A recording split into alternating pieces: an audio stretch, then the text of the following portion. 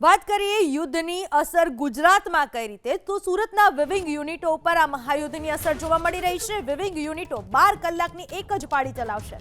કામદારોની રોજગારીને અસર કર્યા વિના ઉત્પાદનમાં કાપ મૂકવામાં આવશે। વિવિંગ ઉદ્યોગોમાં વિકટ પરિસ્થિતિને ધ્યાનમાં રાખીને પ્રોડક્શન કાપ રહેશે। ભોગવાના નેજા હેઠળ 11 વિવિંગ એસોસિએશનની મહાસભામાં સર્વાનુમતે નિર્ણય। તમામ વિવર્સને નિર્ણયનું પાલન કરીને સહકાર આપવા માટે અનુરોધ કરવામાં આવ્યો છે।